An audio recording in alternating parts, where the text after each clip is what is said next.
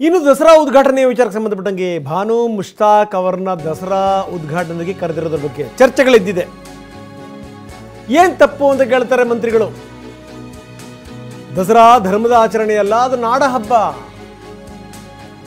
BJP ನಾಯಕರು ಟೀಕೆ ಮಾಡ್ತಾ ಇದ್ರಲ್ಲ, ಜೊತೆಗೆ ಪ್ರತಾಪ್ ಸಿಂಹ ಪ್ರಶ್ನೆಗಳ ಮೇಲೆ ಪ್ರಶ್ನೆಗಳನ್ನು ಹಾಕಿದಾರಲ್ಲ, ಇದಕ್ಕೆ ಸಂಬಂಧಪಟ್ಟಂಗೆ ಮಹದೇವಪ್ಪ ಮಾತಾಡಿದ್ದಾರೆ.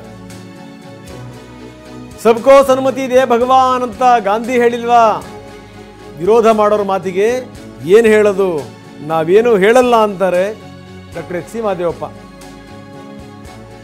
ಧಾರ್ಮಿಕವಾಗಿ ಎಲ್ರಿಗೂ ಸ್ವತಂತ್ರ ಬೇಕು, ಸರ್ವಧರ್ಮ ಸಮನ್ವಯತೆಯಿಂದ ಇರಬೇಕು ಅಂತ 10ನೇ ಸಂವಿಧಾನ ಹೇಳೋದು.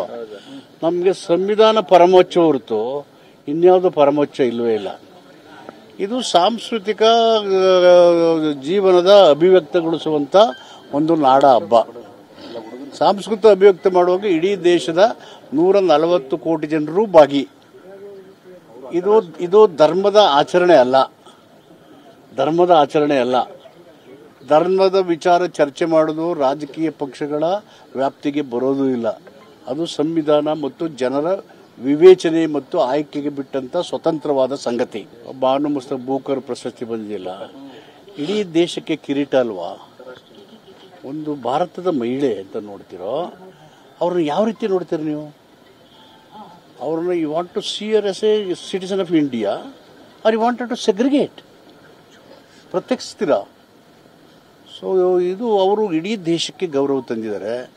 ಕನ್ನಡ ನಾಡಿಗೆ, ಕನ್ನಡ ಭಾಷೆಗೆ ಹಿರಿಮೆ, ಘನತೆ, ಗೌರವವನ್ನು ತಂದುಕೊಟ್ಟಿದ್ದಾರೆ.